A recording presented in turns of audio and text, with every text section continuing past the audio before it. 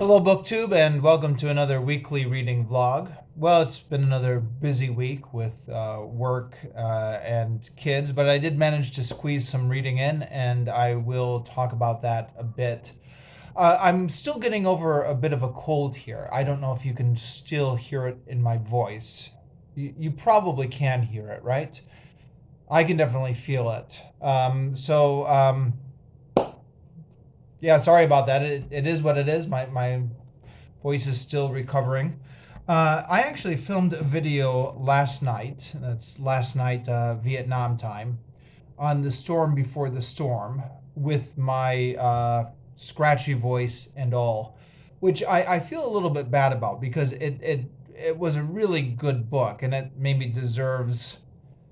It doesn't deserve a video with me not up to 100%. But again, it is what it is. I didn't feel like I had any time to kick it down the road. I've got other books in my queue I need to get around to reviewing, and Saturday night was like the one night I had free, so I just filmed the review anyways.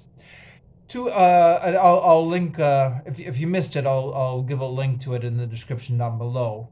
But even though I feel a little bit bad for giving it a review that wasn't really my best performance, to a large extent, it's not a book that really needs reviewing. It's one of those books where you can essentially say, if this is the kind of thing that you like, then this is the kind of thing that you're going to like. If you're a history nerd, you'll like this. If you're not a history nerd, you won't like this. That's essentially the review in a nutshell. So now that I've got that review done, I'm still working through my backlog of all the books I finished last month when I was on TET. And the next one here is Dune, which is another book I finished on TET and haven't got around to reviewing. And I've started to reread this a bit, trying to refresh my memory. Also, continuing to work through the Buddha by Tezuka Osamu and the graphic novels category on volume 6 here. And I have started again with Tiếng Việt 1, 2, 3, the Vietnamese book.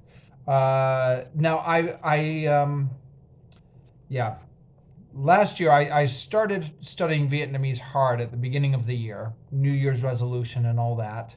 Then got really insanely busy in the middle of the year and dropped most of it. Not quite all of it. I still kept Duolingo going. I'm up to like a 402-day streak on Duolingo now. And I do Quizlet as a supplement to Duolingo. But this book I essentially just let drop. So I've started it again, and I've just decided to go back all the way back to the beginning again. And I'm doing this book now with Quizlet, which is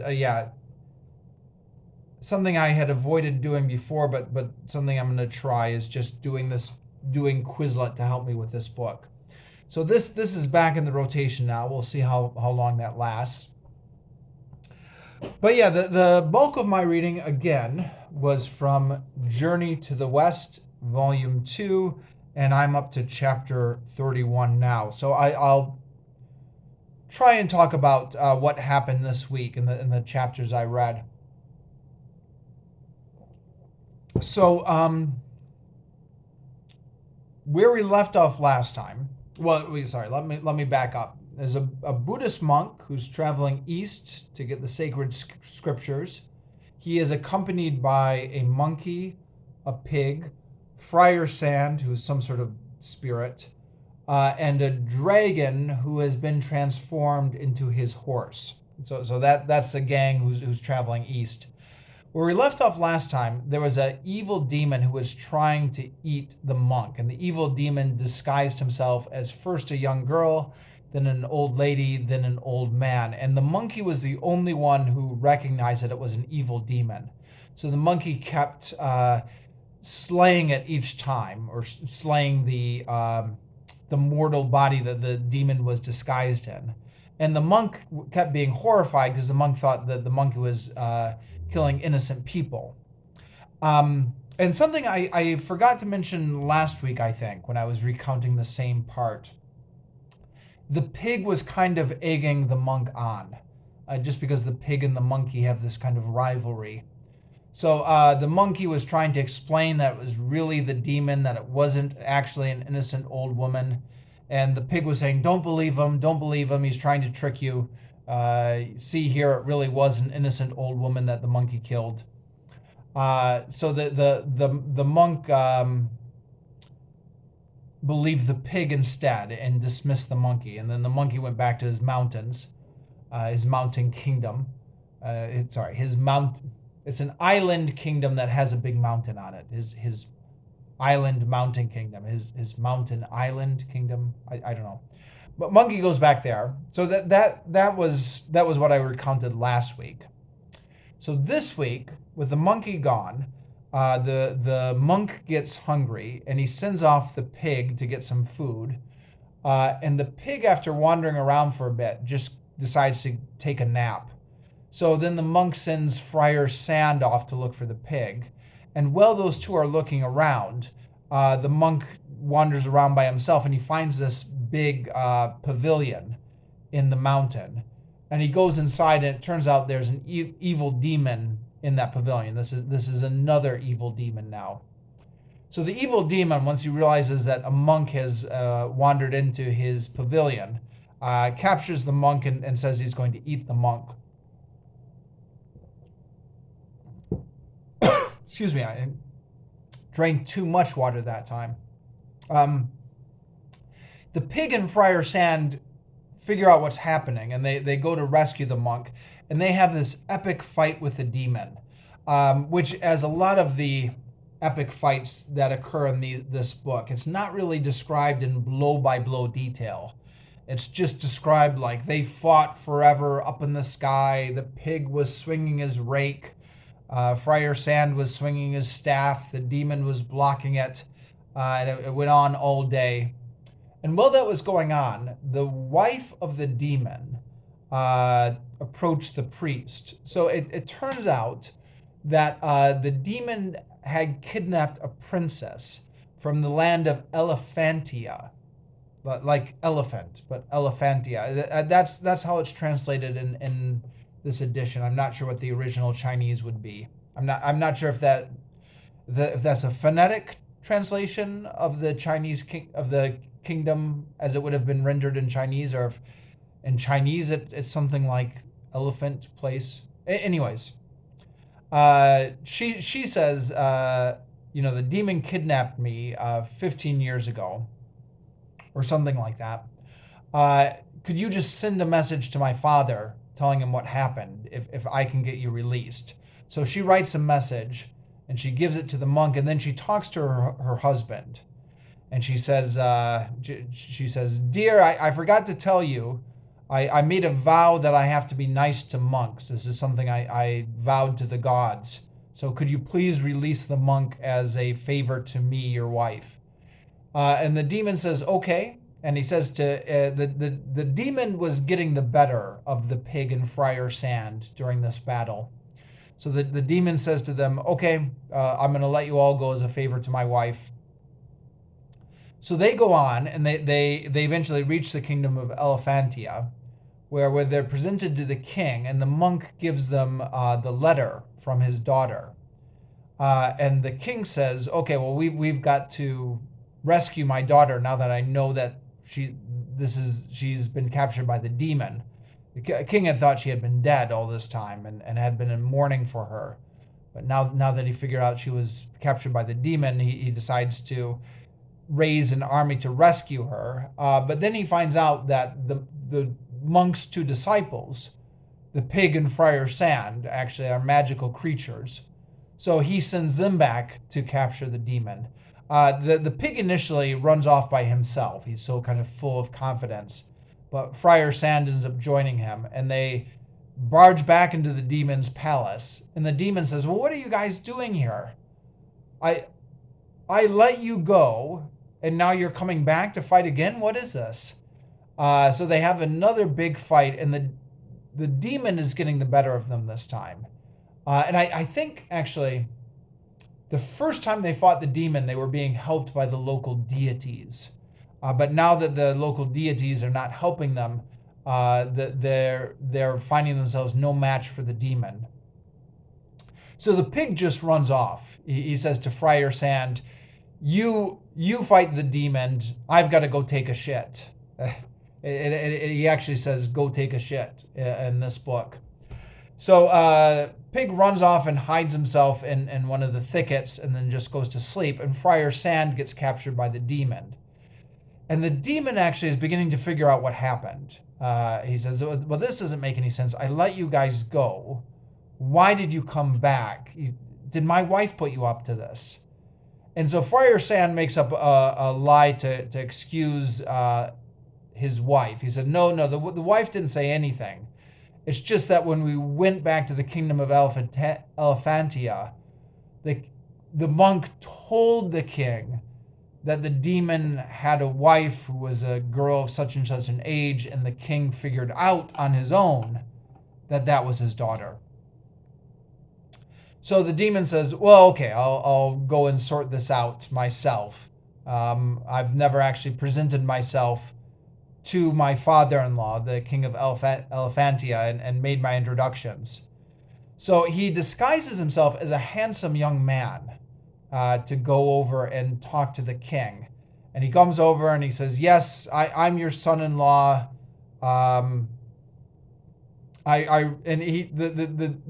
demon disguised as this handsome young man tells a lie about how he hadn't abducted the king's daughter. He said he had saved her from a tiger. And the demon says, that tiger I saved her from is actually that monk that you have over there, who he's a tiger who has the power to change forms. And then the demon, because he has this magic, was able to put the form of a tiger on the monk, or make the monk look like a tiger. So then the king had the monk be captured. Now all the local deities were protecting the monk at this point. This is one of those things in the book. There's a little bit of Deus ex machina. Is that the word I want to use? Where there are all these magical things that kind of come out of nowhere to protect the monk when the story needs it. So even though all the monk's disciples are away, it says the local deities were protecting him.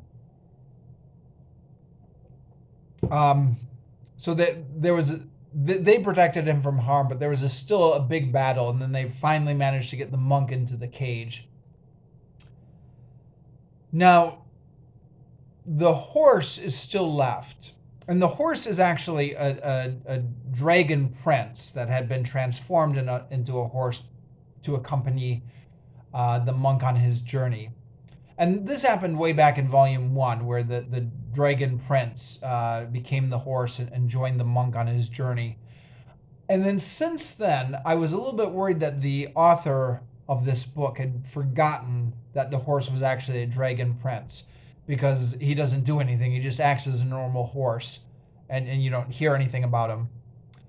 But he actually has a part to play in this. The horse is actually a dragon prince, transforms himself into a beautiful woman. And yeah, actually, I forgot to mention this. The demon, who's disguised as a handsome young man, is being entertained in the palace, and he's drinking a lot of wine, and these beautiful women are dancing for him. But the more he drinks, the more ogreish he becomes, and he can't hold this disguise of being a handsome young man. So he starts to let his features start to slip, and then he just reaches out and grabs one of the dancing women and bites a piece of her head off. And all the other women flee. But then the dragon prince, disguised as a beautiful woman, comes in and she says, if I dance for you and hold your wine cup for you, will you promise not to bite my head off? And the demon says, okay, not knowing that this is really the dragon prince. So the dragon prince is dancing. He's doing some sort of a sword dance. And then he gets the sword ready to slice the demon's head. But the demon sees it coming, so the demon blocks it with his staff. And then the dragon prince and the demon have this epic battle up in the sky, which again is not really described in detail, but kind of alluded to, like, they fought all day, blocking and fighting and blocking and fighting. And the demon just wears the dragon prince out. Dragon prince finally just throws his sword to hope to get the demon. The demon catches the sword and throws his staff at the dragon prince and injures the dragon prince's leg. So the dragon prince flees, and runs down into the river. Throughout this book, there's something about dragons and water. I don't know. Dragons are frequently displayed as underwater animals. I don't know. I don't know if that's traditional Chinese dragon mythology or whatever. But then after he goes back to being a horse, but he still has the wound on his leg. Now the pig comes back at this point and sees that the horse is wounded, and the horse grabs the pig by his clothes with his mouth and says, "We've got to save the master." And the pig is surprised that the horse is talking, because the horse hasn't been, even though the horse isn't actually a horse, it's a dragon prince. Throughout this whole time, he hasn't been talking at all. And I think, if I'm remembering right, from the moment the pig joined the journey up until now, the horse hasn't said anything. So I think, if I'm remembering the details right, the dragon prince disguised as a horse had already been part of the pilgrimage before the pig was brought into the group. So the pig hasn't encountered before the fact that the horse can speak. And the pig at first just wants to give up, but the dragon prince disguised as a horse won't let him, and he says, "You need to go get the monkey."